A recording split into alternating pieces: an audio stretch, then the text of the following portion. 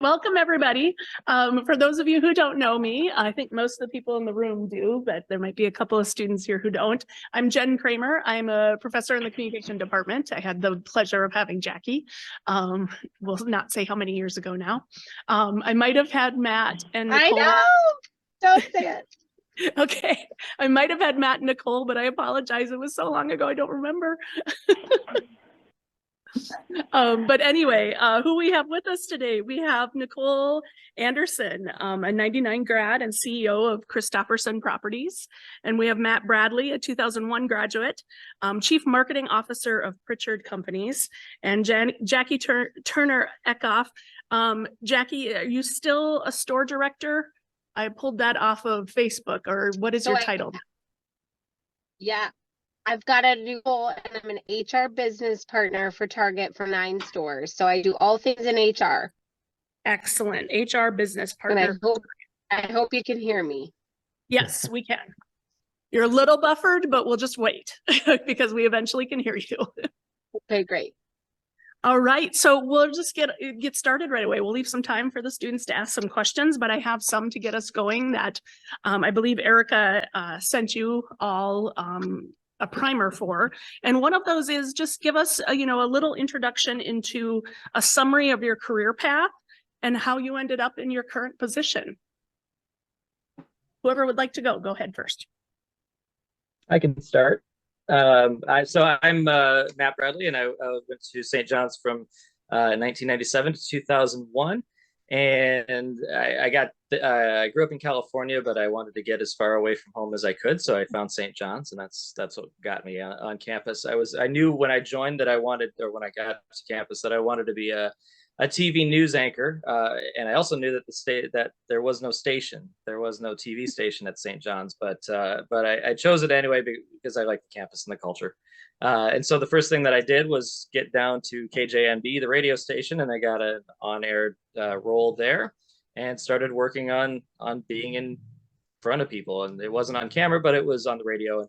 And then that experience helped me get into AM news radio in St. Cloud, which then got me an internship at WCCO, which got me a job out of college at KEYC in Mankato. So I worked for several years as a reporter and eventually a weekend anchor at that station. Moved to a cable station in Minneapolis, and moved all the way up to Fargo. And then I moved to where I live now, which is Mason City, Iowa, to be the evening anchor for the CBS station here in Mason City, and left that in 2016. So I worked for about 15 years in the industry that I had planned to be in ever since. But then the station was moving. They were picking up a movie to Rochester, and I really liked it here where we wound up living. And so I wanted to stay. So I decided to pursue different avenues, and I worked my way into an opening in marketing in a credit union in Mason City, and I worked as the marketing director there, and kind of parlayed on my known name in the area to make some contacts and have some success there. And I moved on to a bank, and then I joined Pritchard's here, which is in the auto industry. We have 8 dealerships in Iowa, and the national also fleet and a few other different businesses, but we're based in Clear Lake, Iowa. So just joined here in July. Great. Thank you, Matt. Cool. I'll go next. Hi, you guys. I'm Nicole. I am a 99 graduate with a comm major and a psych minor. Matt, you probably know my buddy Mike Caputa from WCCO. Small world once you do St. John's networking. So I graduated and ended up going to work for an IT company locally. I grew up in Wayzata, and so I was interested in staying local. So I didn't go real far, opposite of you, Matt, but a whole hour away for college and then right back to the cities for work. And they basically did kind of your bread and butter IT consulting. And I worked there for a while and then switched to a software company called Concur, which is still around. They got acquired by SAP. So big tech, big customers, and I kind of worked through the ranks there, but everything I did there was customer facing. So started out in client development, which is kind of like account management, and managed teams globally there, and then got really into business process and sort of problem solving, and kind of created a role for myself.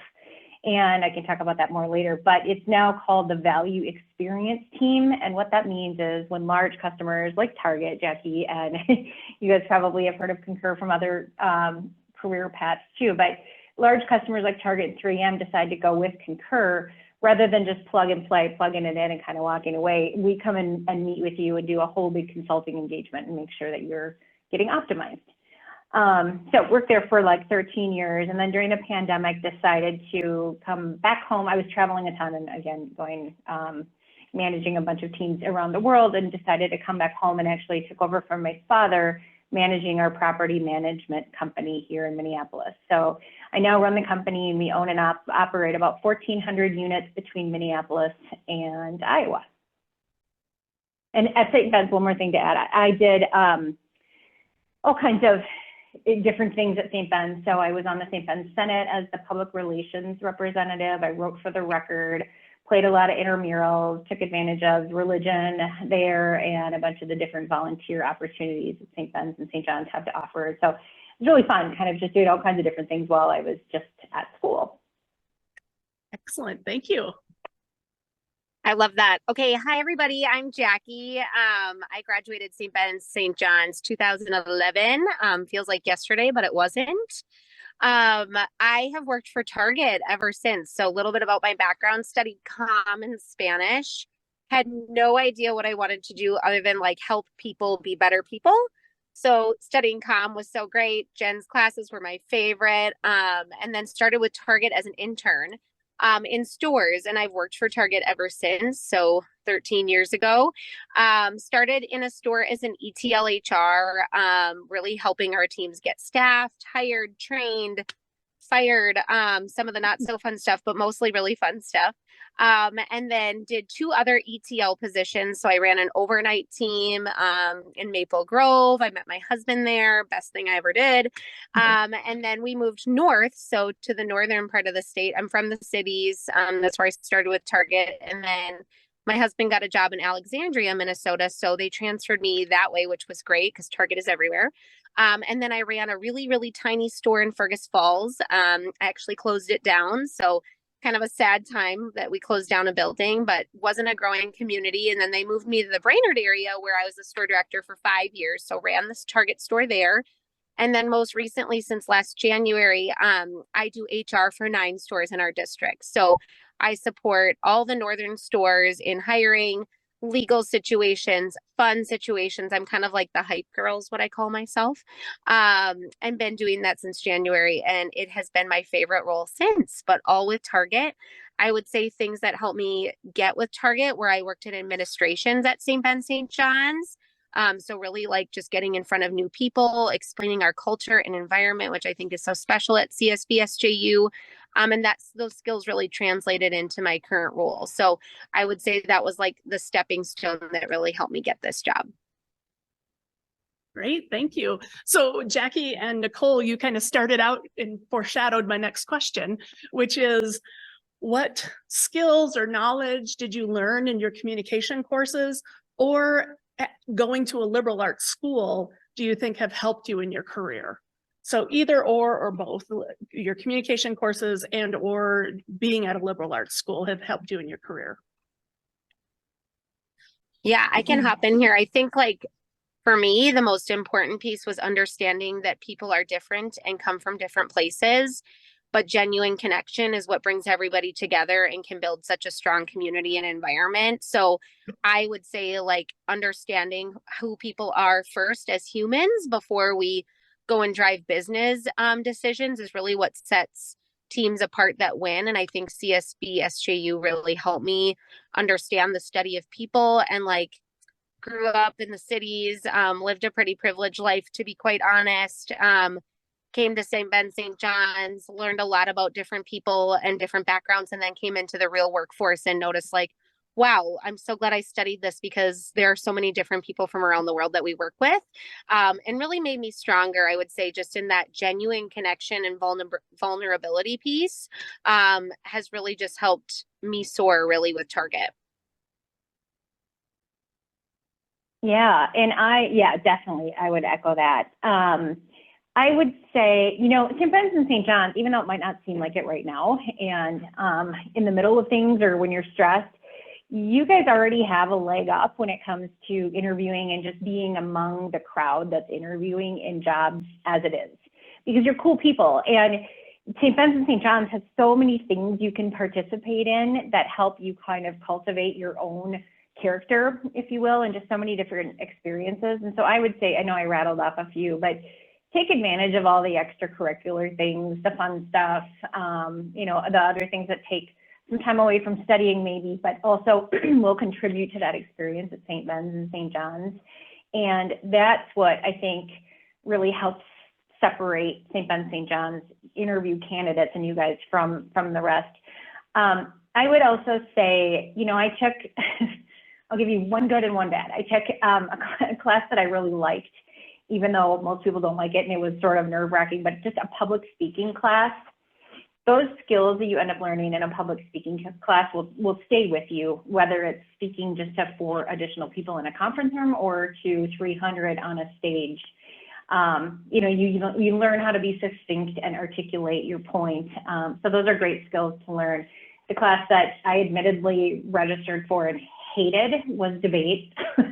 But in hindsight, I'm really glad I took it, because it forced me to kind of the same thing, come up with counterpoints, and that is so not my style. I do not like to argue. I'm not in there for the conflict. I just am kind of a peacemaker. But I was really glad in hindsight that I took that class and was able to start thinking that way, because then I went on to Concur, where I was negotiating $1 million contracts. So put yourself in maybe a spot that might be a little uncomfortable if you get the opportunity, because St. Ben's, St. John's is a very safe place to be, and it's a great experience. Mm-hmm. And I just want to say that you're very fortunate to be at St. John's and St. Ben's because of the culture that doesn't just stay on the campus, but also goes beyond. The alumni networking is really, really important, and it's really different. I know people who have gone to different schools, and they just don't talk about it the way we do. When you connect with a Johnny or a Benny outside of college, once you're out of college and it's in the workplace or in the real world, I guess, it's your foot in the door. You really almost, if it's somebody who's in a position that you want to learn from or gain something, get to know them, or maybe get a job through them, something along those lines. If you start your communication with, as a fellow Johnny, as a fellow Benny, you are almost guaranteed to at least get an introduction. And that's something that probably isn't unique to St. John's, but it is very strong at St. John's, and it isn't everywhere. I know a lot of other university students do not have that kind of alumni relationship. Mm-hmm. Great. So what other, how did your extracurriculars, first of all, how did you choose the extracurriculars? If you did them, how did you choose them? And how do you think that they've helped your development as you move through your career, into and through your career? Well, my extracurricular, my main one was KJNB. It was the radio. So I joined there as a DJ at first. I played Limp Bizkit before anybody else had heard of them. So that's my kind of my calling card. So if I don't know if the CDs are still there, but if you go there and read the Limp Bizkit CD, I think I wrote the review on it, but whatever. I don't know where those CDs went, but I'd like to know. So that was my main extracurricular, because I knew that it spoke to my interest and it was going to help me in the long term.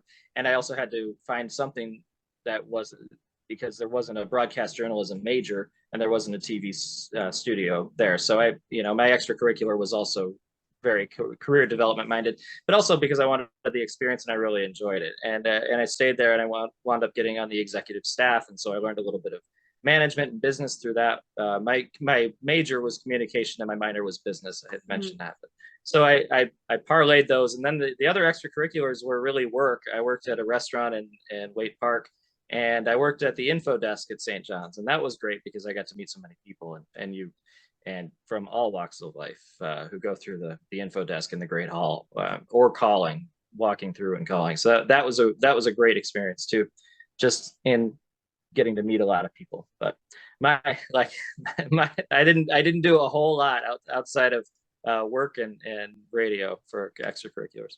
Mm-hmm. Great, thank you.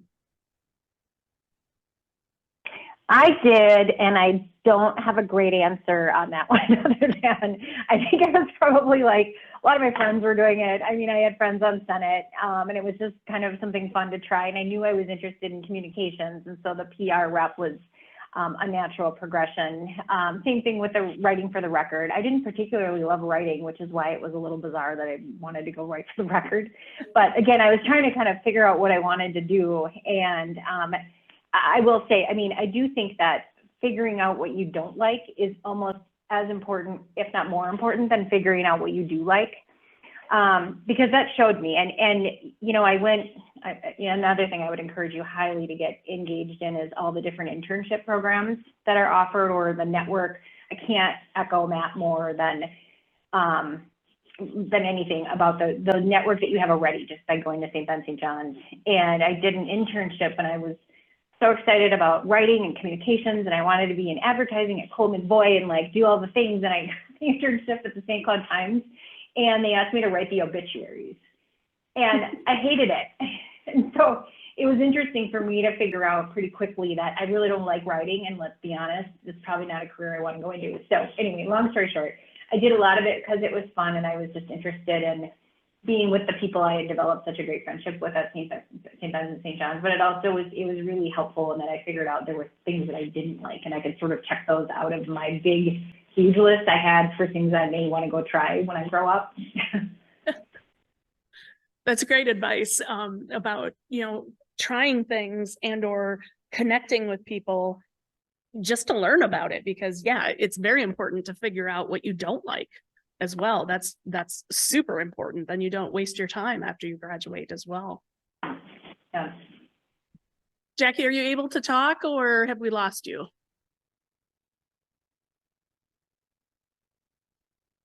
I think she's having problems. Okay, so I'll go on to another question then for you.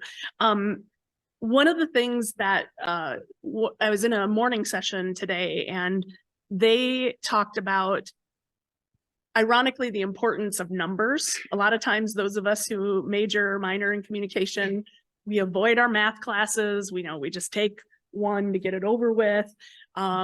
But that all the people in the morning session that I was in all talked about the importance of still embracing numbers, learning about numbers, being able to effectively work with them. Does that ring true for the two of you in your careers? Yeah, absolutely. I mean, absolutely. So, I liked math. I didn't love it. I sort of petered out in it in college. I was in advanced math all through high school, and then sort of same thing, was like, I don't love this all that much, so I don't really want to take a career into math. But I ended up in software, and without going too in depth, Concur's business is any type of expense that an employee might spend. So any kind of employee spend. So travel, procurement, they're buying, chairs for the room you guys are sitting in, anything that a company is going to spend on behalf of its company, you can run through Concur as a software. It can tie with your credit card. You can get reimbursed. You can book travel. It's really cool. And I found myself in the middle of so much data. And I think with technology these days, I hadn't thought of that point, but it's a great one to make, in that, you are around data. Marketing is a ton of data. A lot of careers you may not think about ending up in data. All we did was analyze, even for Target, for example, how many trips have been taken, who's buying snacks off the minibar, like what kind of things are you allowing your employees to spend money on? And then let's look at that data and decide where you want to make decisions based on that data. So yeah, I was in the thick of it. I loved it. Once I got into using data that way, I knew I did not want to be an accountant. Ruled that one out pretty quick. I can agree with that. My least favorite classes all through college were the math classes and the accounting part of the business minor. But if you are working in marketing, you are working with data, especially these days. I mean, it's always been a data-driven field, but I think as things get to be more digital, the numbers are very important. You have to be able to actually tech as well. If you have to be strong in tech, you have to be strong in numbers. The how to calculate a return on investment is something that you are absolutely going to have to know, because that's what the business leadership wants to know. If they spend this much on marketing, how much is it returning? How much is it bringing in revenue? Is it a loss leader? Is it making us money? And marketing spend is always an early place where cuts happen. Anytime a business wants to go back, they really always look at marketing because it's very expensive.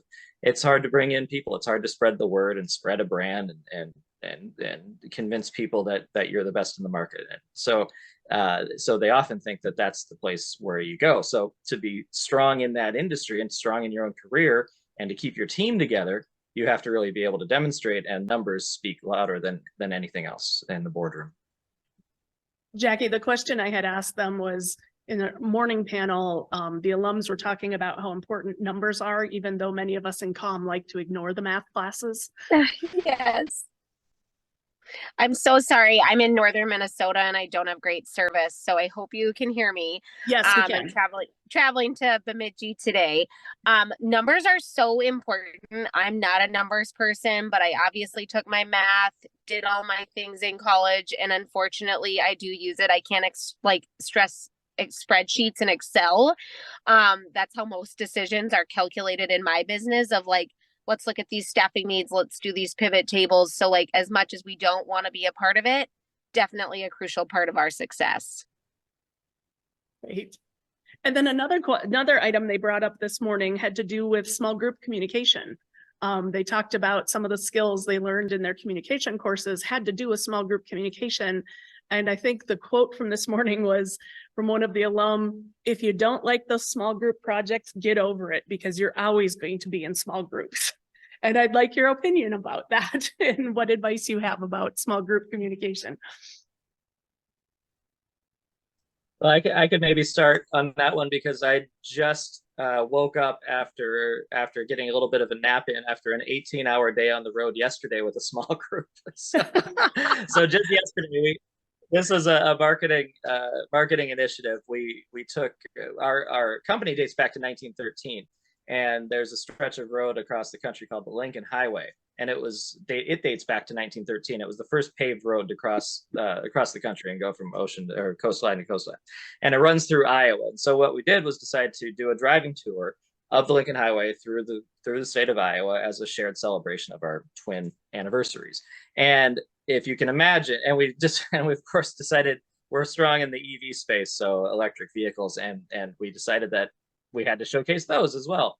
And the charging infrastructure in Iowa is not what it needs to be for something like this. And so we spent the entire day getting in from one car to the other, to the other, to the other. But we did it. We got it all done. It took from sunrise to sunset, but we would the Mississippi River all the way to the Missouri. And we did it with a group of about 6 people. And so if we didn't have great communication among us, then that whole thing would have absolutely fallen apart and crashed and burned. So you have to get over any personality quirks that other people might have. You have to learn to understand where other people's perspectives are and what's motivating them. And the only way to do that is to spend a lot of good quality time behind the windshield with them a lot of times, or in the office with them, and get out. But just understanding each other and giving people a lot of leeway is really important. Mm-hmm. Yeah, I would totally echo that, although that sounds a little brutal. But I suppose in hindsight, it sounds like an accomplishment. So I've worked for a company that has a couple hundred people. Then I went to Concur, who was around 2,000 people, then got SAP, and there were 80,000 employees. And now I run a company with 50 employees. So, along that whole range, I will echo that small group communication is really, really important. And I'll give you some specifics. I just think I've taken a lot of training on, my minor was psych, and I sort of emphasized organizational psych. So I kind of geek out on that stuff anyway. But, the trainings that I've taken, one resounding piece of advice is just be curious on what that other person's perspective may be. And so they may say something that annoys you, or that you think there's no way that'll ever happen, or whatever. But if you ask questions to understand where they're coming from, then you really get to the bottom of what they're thinking. So be curious. I heard this line in one of a networking speaking engagement events I went to: be a problem solver, not a problem stater.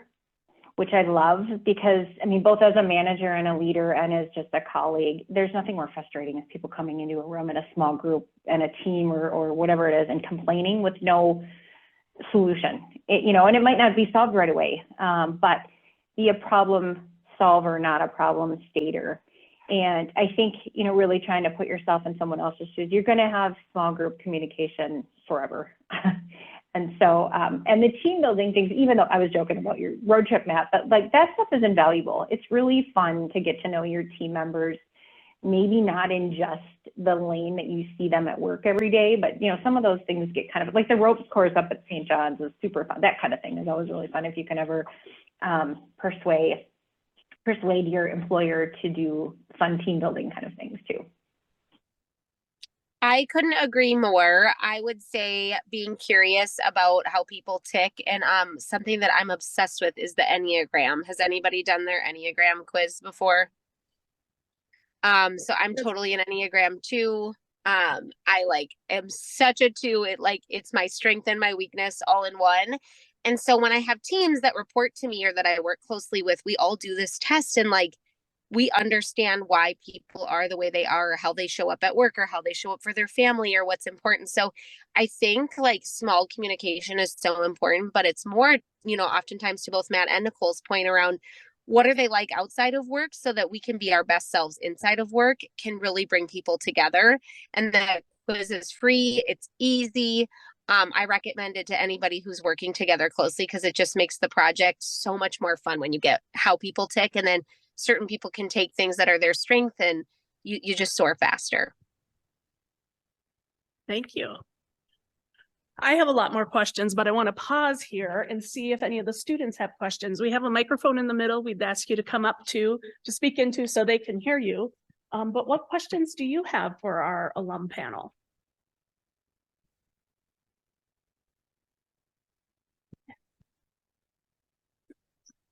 So you guys are in careers related to marketing. Do you guys want to just like talk about a day-to-day like life in your office or what you do specifically? On you guys do different careers, but it'd be nice to just hear kind of what a day in the life is like specifically.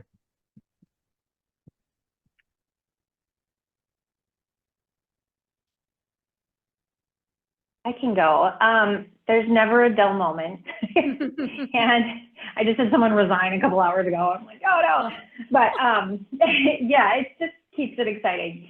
You know, and I would say it's interesting with my career path, just having worked in small and large companies, you know, the pace for me was really something that I didn't anticipate being so high and low. And so, you know, for example, big tech world is sexy and it's fast paced and there's a lot going on.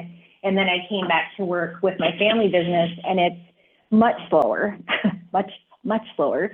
And it's a completely different thing. And so it was a little bit of an interesting transition for me. But with that, I will say, I mean, each day is very different. And this is me personally. So like Jackie, with your test, what I rely on is my calendar and scheduling and trying to get into good habits. And I used to travel a ton for work and trying to keep maintaining some of those, whether it's working out or just waking up and getting to the bottom of your inbox for the first half an hour of your day or whatever it is, and being sort of mindful and planful with knowing the fact that your day is going to spiral. And you know, for example, now we have tenants coming to us with all sorts of different scenarios. And, you know, we're getting out of the pandemic. We couldn't evict people. Now we can start moving people out that have not been paying rent for 12 months. And we're not, you know, a homeless shelter, unfortunately. And so there's all kinds of scenarios like that. And emotionally that gets hard. And in the tech world, there's all kinds of things going on and you're consulting and all that. But it's helpful to have something you can kind of ground yourself on with developing good habits. And I would say setting goals is another good one. And I am not perfect at it, but that's another one that's helpful for me, at least quarterly. I mean, there's the numbers piece that can come into that we talked about, and just personal goals, professional goals, financial goals, you know, whatever it may be. And having that to sort of anchor yourself on, because it's kind of a crazy world and each day looks different. So that would be my advice on the pace. That was a good question though, thanks. I can jump in there too. I would say I live by my calendar, and if I don't have it set, I'm in big trouble. So I try to calendar at least 120 days out. I know that sounds wild, but like having a good idea of what my next 30, 60, 90, 120 days looks like for me with my family. Am I traveling that day? Who am I connecting with? I always leave time in my day for if a crisis happens. So to Nicole's point, I'm in HR. Staffing has been extremely difficult. I would say across most industries, specifically retail, like COVID has taught us that flexible work is possible. And in retail, you have to be in a store to run a store. So I would say just recruiting looks different. I spend a lot of time building genuine connections. Just a shameless plug here, but we have 2 internship spots open at Target for the summer in the St. Cloud, Duluth area. So if you're interested, please call me. But we do a lot with staffing and training and onboarding, and that's what a lot of my days look like from a check-in standpoint with my stores. And then also like legal and crisis issues, I would say mental health has been harder than ever since COVID as well. So how do we support people through mental health, and what resources do we have to make sure that people are functioning well outside of work so that they can come to work feeling good? So that's what my days are very filled up with. I try to shut my laptop at 4:30 and then get back to things if I have to at night when my kids are asleep. But I never touch my computer on Friday, Saturday, or Sunday nights. Just to kind of give myself some work-life balance, and none of that would be possible without a great calendar. Yeah, I would echo all that. I've had 2 different experiences as far as day to day goes. In news, it was very project based for the day. So you start with your assignment for the day. It has to be done that day, and then once the newscast is over, you're done. And then you go home and you don't think about it again. You go the next day and you start over. So that's a different way of managing things, because you really have to start fresh each day. These days, now that it's in marketing, it's managing more long-term projects. And so every day is not a project finished, it's a project advanced. So I think more about moving the ball forward on the half dozen things on the whiteboard, and the entire team sees it, and everybody's got their own assignments of the subtasks that go with that. But it's just simply making sure that we're making genuine progress on each of these things. And the timelines are a lot different once you get into a business world than in a news world too, because it's not a 5, 6, and 10 newscasts that we're working toward anymore. It's a deliverable down the road a bit. So usually a week, 2 weeks, a month, whatever. And then of course the reporting on that, but that's separately. So, but my day to day now in the more corporate spaces, I come in and I sit down and I open up the computer and I check the calendar and I make notes of anything that I have to be aware of for my calendar that day. And usually there's a meeting or 2 and an event or something that we have to attend and get out. And I volunteer for a few different things. So just making sure that my calendar is organized. Of course, checking email. One trick that you may not need this as a student, but it's been invaluable to me as a professional. There's a trick that is with Outlook, with your Outlook calendar. I think personally that it's very important to have it as clean as possible.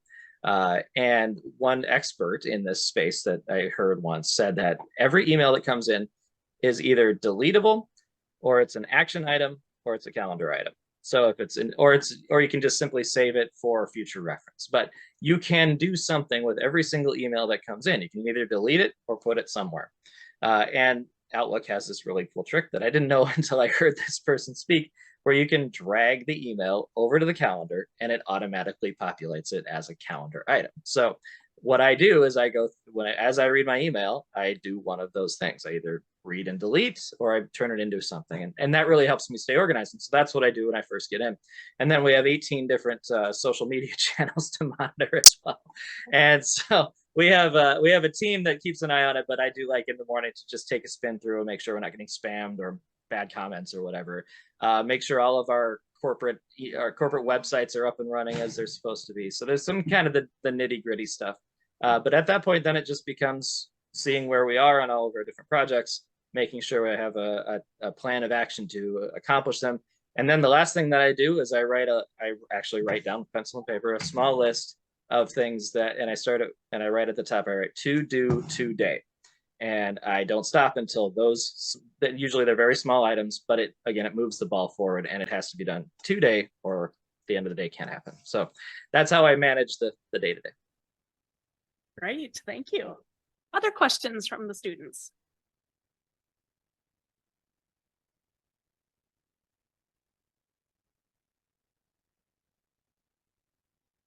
Another of the questions that came up this morning had to do with interviewing. And she had a very specific one. I'm going to broaden it out a little bit. And what tips do you have for students as they move towards interviewing for internships, interviewing for positions? What, faux pas have you seen, or classic mistakes, or, hey, this is a really good tip for, as you move into an interview space, these are the kinds of things you want to talk about.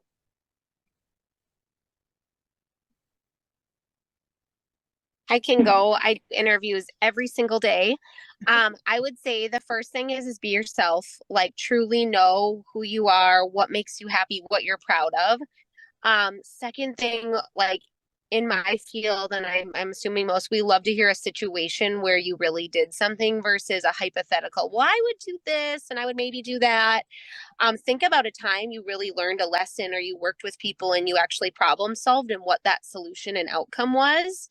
That's something we look for all the time. And we explain that to our interviewees so they don't feel like, oh, nobody set me up to understand this. But real situations that you've had a learning moment. And then one, just like faux pas, I would just say be on time. Take it serious, have a couple questions, but really be yourself, and just stay true to what matters to you. Thank you. Yeah, I would echo that too, Jackie. I've done a bunch of interviews in all different levels, both from entry-level positions and then also to executive positions. And that's just it. Be yourself. And, it might sound easier said than done, like, oh, I'm so nervous. But even that's okay. I mean, we had an example where a woman came to interview and she said, I'm just so nervous because I really want this job. And it was like, that was very interesting that she said, I mean, how vulnerable. And for her to say that right at the beginning of the interview, she was really honest. And that's not everyone's style. I'm not saying do that in front of every interview committee that you're on or that you present to, but there isn't anything more authentic than just you. And, like we were talking about St. Ben, St. John's, you guys already have a cool college experience. There's so many things you can bring forward to the interview.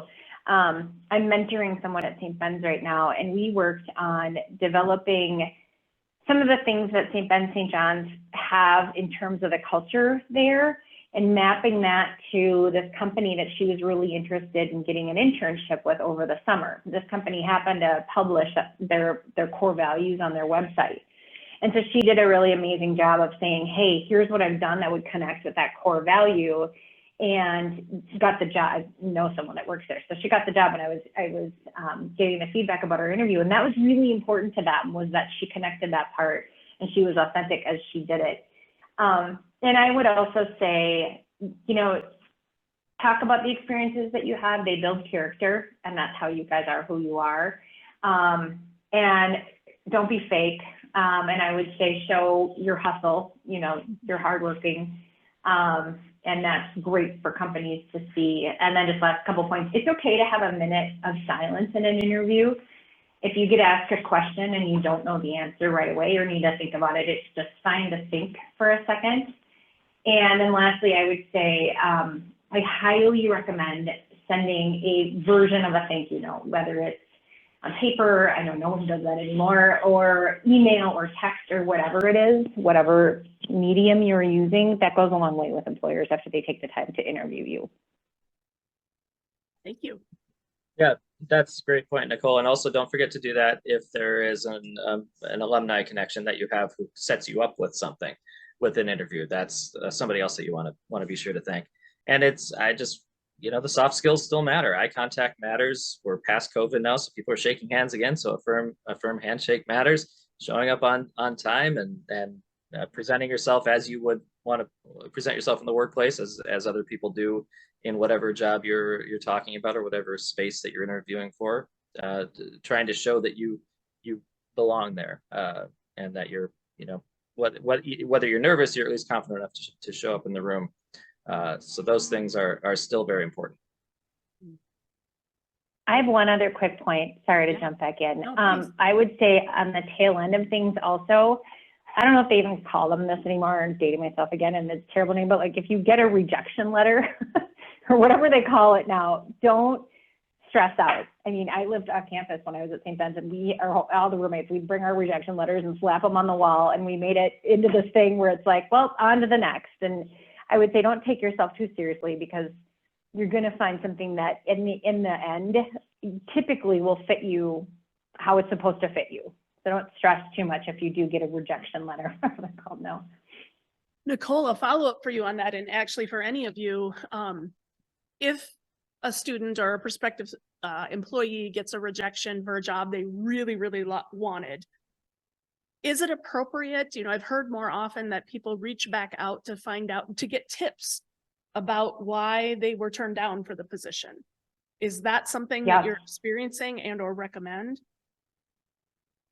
You know, definitely. And given the situation, you know, and Jackie, you can probably speak to this better than I, but, you know, large companies typically have the sorry letter that get automated. And that gets kind of tough if you can't get through to a human. But, you know, this is a tag along point. Network. I mean, like we keep saying, you have a network with St. Ben, St. John's right now. Anyone you reach out to, just because you're here, will take a phone call or an email or spend some time with you. So just use that. And depending on the role, you know, if you know the hiring manager or someone that's connected to the hiring manager, I always think that's great to go get feedback. It also shows your tenacity and you've got thick skin and you want to improve. So yes, I would recommend it. And, you know, if you can't, you can't. Like I said, big companies, sometimes it's hard to get through to those people, but if you can, I would absolutely. I think connecting with your interviewer is absolutely appropriate. You know, we won't tell you all the details of other people's qualifications and what that looked like, because sometimes there's more than one person qualified for each position. But absolutely feedback and like keep warm candidates. We love that. Like it shows, to Nicole's point, thick skin. I think feedback is sometimes taken so personally, and like it's not personal all the time, of like just wasn't the right time. Fun fact, I interviewed for 16 jobs in between my last job and this job.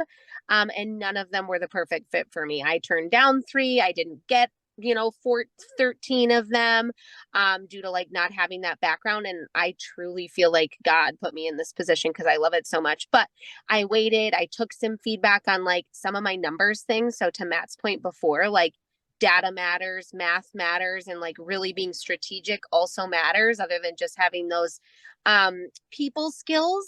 So like just like the whole gamut. So don't take feedback too personally, but building that relationship, and mentors are so important. And just like Nicole said, I mentor someone from St. Ben's as well. And I have zero problem like connecting with other people on interview prep or just like what the real world could look like, so that we can help support you getting there.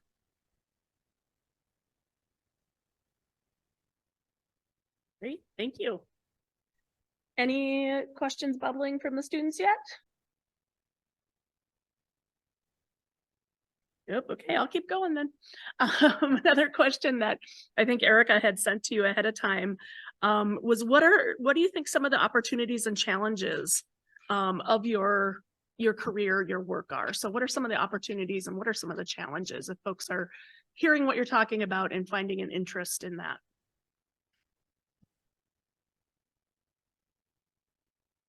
Well, you definitely have an opportunity to be creative. So if there's ever any, if you're in marketing and you have a pie in the sky idea, it could get listened to. So the creative ideas are the ones that break through in the marketplace and reach the customer. So if you see yourself as a creative type, it's definitely a career field for you. Yeah, I would echo that too. And I always think, creativity doesn't need to come out in just art or writing or whatever. It's problem solving. I would say that's a skill that's huge right now, is just problem solving and being able to think outside the box. And, I would say don't be afraid to sort of challenge the system. I mean, I don't want to speak on behalf of everyone, but I love candidates when they interview to go, well, how come it's done that way? And not in a condescending way, of course, but you can be articulate and confident and say, what, have you ever thought of it this way? And I think that's great. I mean, we should constantly be challenging ourselves to think, like you just said, Matt, outside the box and more creatively. And you guys have a leg up on that just with St. Ben, St. John's and liberal arts education. I think that, yeah, you guys just have a really unique opportunity right now, all the way from the way people are working. Technology is so cool, and there's so much out there, and this AI stuff is so cool. I mean, it's just, you know, a never-ending education on it. There will always need to be that human interaction, though. So the emotional intelligence that you show and you bring forward, I think, is another one. I would say, don't be afraid to challenge the system and just kind of keep an eye on your emotional intelligence, because people are never going anywhere, but technology is just so cool that it seems like it. So kind of check yourself on that. I would say, like at Target and in retail in general, so much growth, so much opportunity. I mean, we have property management, we have remodels, we have HR, we have technology, all the different things, right? I would tell you a challenge is our current economy. If I'm, you know, being honest, like our consumers are shopping different.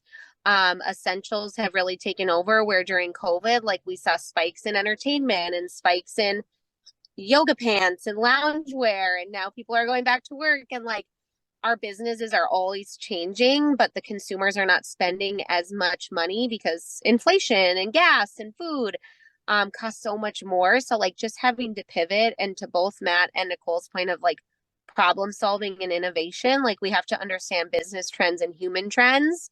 And sometimes those are making really hard decisions on where we spend payroll and how many people we can hire, and really leading a team under more restricted payroll it's difficult. So like just knowing that challenges will come, and then you'll go up and the good will return. But like there are kind of those ebbs and flows of business that we learn together on and hold hands on. And that's why those small groups and communication is so crucial. Right, thank you. So as we get closer to our time, what are some last tips you have for the students in terms of experiences or classes that they should try to take advantage of during their time here? If I could add study abroad for any of you, like I would highly encourage studying abroad. So it's a regret that I have. 3 of my 6 roommates did it. They came back like changed humans, and got even more growth experience. So I regrettably didn't do that. I graduated a semester early instead. I don't know what I was thinking. But anyways, just like really taking advantage of learning about different people and cultures. So I would just want to throw out there, study abroad, and then take some classes that are fun for you too. You know, you can take a couple extra credits. I know that can be overwhelming, but like if there's something that you want to learn about that's fun, like take it, because when you graduate college, everything costs more money. So just take advantage. Thank you, Jackie. And I mean, the students here, I think I've said this before, Jackie, I'm leading study abroad for the first time next semester to London, and that will be my first study abroad. It's my biggest regret from college as well, that I didn't do it. And it is expensive, but as Jackie just pointed out, it's the cheapest that you're ever going to spend that much time in another country. Yeah. Yeah, I'll go right along with that. I had an opportunity to go to Ireland. I turned it down because my St. Ben's girlfriend at the time didn't want me to go. So mine was a boyfriend problem too. I get it, Matt. Mine was I can too. tell you. Don't listen to those boys and girls. I mean, come on. That is not a reason to skip a study abroad. I can tell you that right now. So that was that was a regret. So do that, and yeah, take a fun class. Learn a language if you can. I mean, the world is bilingual, so it would help you a lot in your journeys, and also that helps you learn people and other cultures better too. Mm-hmm. Good, thank you. Well, I'm feeling like a loser now. I'd not study abroad, but I wanted to, and I would totally recommend it. I wanted to do it over J-term, which no longer exists and hasn't for a while. But yeah, totally. It's a great, I mean, all my roommates did it, and it's a great program, lots of opportunity there. And I would say all the same stuff, you know, do all the things, try to get into things, even if it's a little bit of outside your comfort zone. A broken record, network, use the career opportunities there. The mentor programs are really cool. Connect with us on LinkedIn, you know, like use that network of St. Ben's, St. John's, and don't be afraid to just blindly reach out. I didn't know this was a thing, but you can do informational interviewing. And so when I figured that out in college, I did a bunch of those types of things where it's like, hey, you go to St. Ben's, I went to St. Ben's, would you mind spending a few minutes? I don't really understand what you do, but I'd like to learn more, blah, blah, you know, you can take it where you want to go, but people are almost always willing to tell you about what they do. And I don't know, I'd say don't take it all too seriously either. You know, if there's one test that's like, life goes on, you're getting a great education. I can't stress enough that usually it all sorts itself out in a career path, even if you're not getting the job that you want right out of college. There's so many cool jobs out there. I didn't even know the job that I loved the most before I came to work for my family business. I didn't even know that existed. So, you know, your path will end up sort of sorting its way out, I think. And so just don't take it all too seriously. Excellent advice. Thank you all so much for your time and your expertise and tips today. We really appreciate it.